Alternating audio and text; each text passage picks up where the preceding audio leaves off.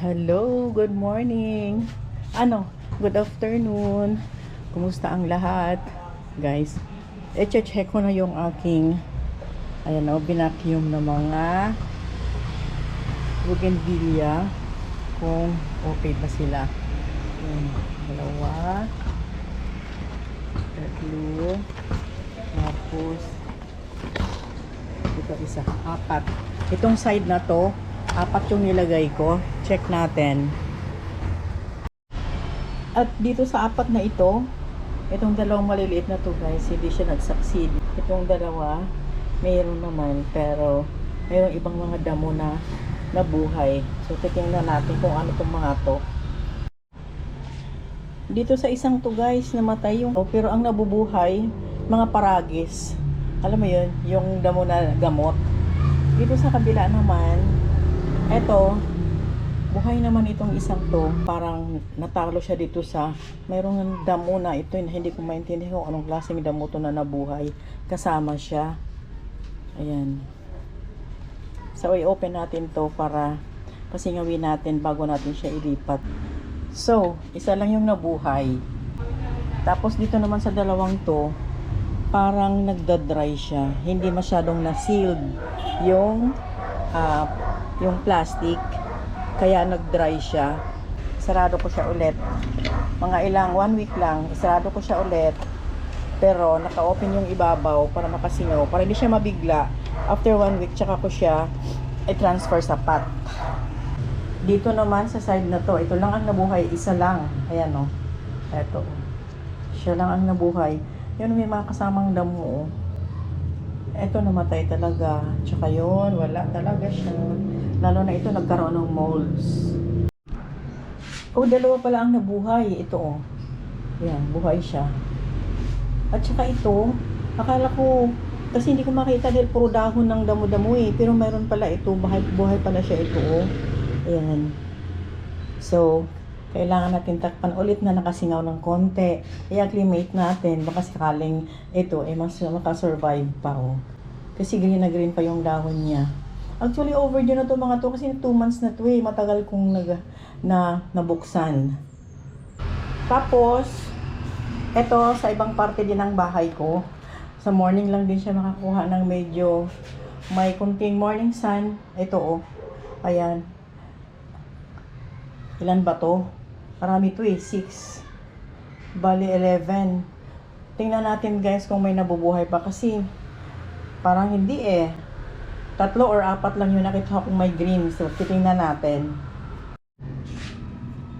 Diyos me guys, sa 11 na mga vacuum, na binacuum ko na mga bougainvillea. Mantakay mo, isa lang yung nabuhay. Ito din oh, isa lang yung nabuhay. Parang bawat part ng bahay ko, tig-isa or 2 lang nabuhay. So, 4 lang sila sa dami ng ipinunla ko. So, hindi siya nakakuha ng temperatura na para mag-boost ng kanyang ugat. Kaya, nabubulok lang sila. So, isa yun sa dahilan. So, at least kahit paano may nabubuhay. Kasi iba talaga yung nasa farm. Maghapon yun, lantad sa araw. Kahit naman hindi siya direct sunlight. As in, sagap niya lahat ng yung tamang init, tamang temperatura. Hindi katulad doon sa isang bahay na itong part na to lumamig pagka ganitong oras, yung part na to umiinit pagka ganitong oras. So hindi nga pare-parehas, nagpa-fluctuate nga. So sa yun sa dahilan. Tsaka mas maganda pala pagka kukupit at tsaka yung anong tawag nito, yung ipa. Kasi kung yung mga ginagamit na lupa na mix na, tanong mo, ang dami nabubuhay na mga kung ano-ano. So, natatalo yung ating binacuum na kasi sila ang nabubuhay, buhay na buhay. Tapos, namamatay lang yung mga stem ng bougainvillea. Hi! Hello! Magandang maulan na hapon sa lahat. Naku guys, kumusta kayo dyan? At, kumusta naman ako dito? Ang aking mga halaman. Masayang masaya dahil nadiligan sila. Ayan o. Ng ulan. So, hindi ko na kailangan na magdilig. Pero may ibang part sa aking bahay na walang ulan. So, yung sa kabila, hindi na ulanan. So, igib-igib ng maliit lang na timba para madiligan man lang sila ng ulan. So ito na guys, naka-acclimate na ito ng 1 week yung aking bougainvillea na ito. Naragdagan pala ng isa, 5 pala itong nabuhay. So ngayon masarap maglipat. Actually 1 week na nga ito mahigit eh, so kailangan ilipat na to sa kanyang paso at nang mapaarawan na siya at nang lumago na yung kanyang mga dahon. So maganda maglipat ngayon dahil maulan, malamig, hindi mabibigla sa init, hindi siya ma-stress. Ito kasi yung ginagamit kong soil. Ayan o. Siyempre itong mga soil na to, eh mga lupa-lupa na rin pinaluma na nilagyan lang ng mga ganito ganyan. O ayan yan, hinahaluan lang. So, ayun, maraming nabuhay ng mga damo-damo, may paragis, may ano. So natatalo yung aking bougainvillea na binakyong. Huwag muna bigla sa biglang malaking paso. Dito muna sa mga, parang mga 4 inches lang. Para pag nagdilig tayo, hindi man masyadong mabasa yung ugat. Kasi ang ugat nito guys, maliliit lang din. See? Konti lang kumapit na ugat. Naputol. Pero okay lang. Buhay pa rin yan. See? Yan. Alam niya ng ugat. Ang importante, mayroon pa siyang nakakapit na medyo ugat na mula sa puno. Yan.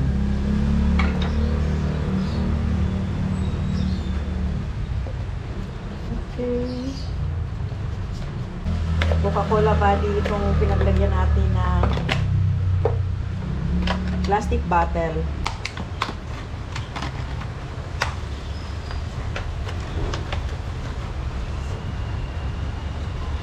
Ayan. Yun mga ugat niya, oh.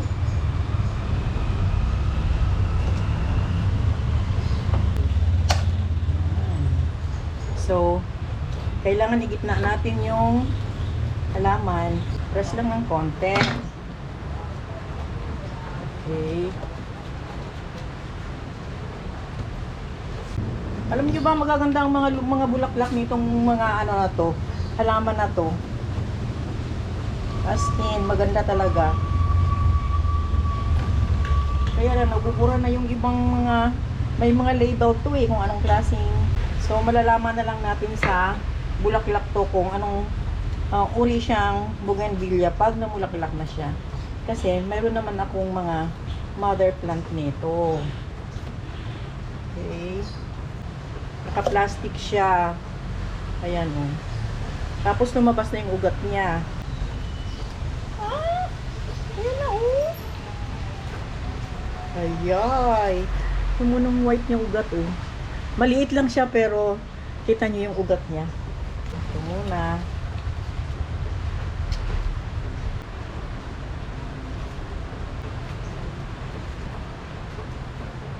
Okay, last one. Ito, hindi gaano maganda yung kanyang stem, pero since nabuhay naman siya ng mga ilang buwan po siyang ilang buwan siya naka-vacuum, so malamang may ugat na rin ito. Guys, mayroon siyang ugat. Maliit payat, ayan oh, sa gilid. Kasi yung isa nito patay, dalawang puno kasi ito eh. Ito oh, kung makikita nyo lang, may ugat siya sa gilid, maliit lang. So ilipat na rin natin siya. So malamang nung binacuum ko to, nung kinuha ko tong stem na to, hindi siya healthy. Kasi hindi siya masyadong nagdahon. Pero may ugat siya.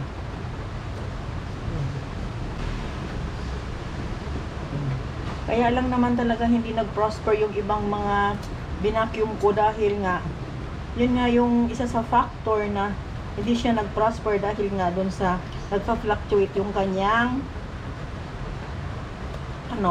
klima. Minsan malamig, minsan mainit, hindi dire-diretso. So, dahil hindi naman lantad sa araw buong maghapon ng aking lugar, partly siya eh, as in naka-indoor. So, ayan. Okay. So, didiligan lang natin.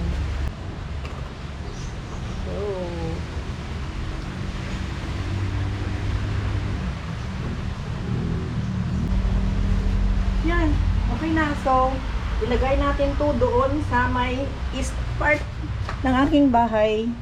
Huwag muna ngayon kasi na ulan. Ay, ayokong maulanan. Ayokong maambunan. Kasi, mahirap na. Sinisipon-sipon ako ng konti. So, ayan na. Oh. Ayan, nakalagay na siya sa mga 4 inches na pot. Ayan. So, ilagay natin to doon para makakuha siya ng morning sun. So, yan lang muna ang aking vlog ngayon, guys. So, see you on my next vlog. I-update ko kayo kung nabuhay ba sila. Itong 5 to. O, diba? Kahit pa paano may nabuhay ako sa aking pagbabacuum. Pero may challenge. Talaga, yun ang challenge na sa pagbabacuum. Ito yung pinakita ko noon. Ayan, buhay na. Namumulaklak. Ito lang yung nabuhay doon sa hindi ko binacuum. Yung nakalagay lang siya sa tinuso ko lang. Pero marami sila, isarang din ang nabuhay. So, bye-bye now guys. Maraming salamat sa panonood, sa pakikinig at sa oras. At please subscribe, like, and comment. Sana naman. See you on my next vlog. Bye-bye!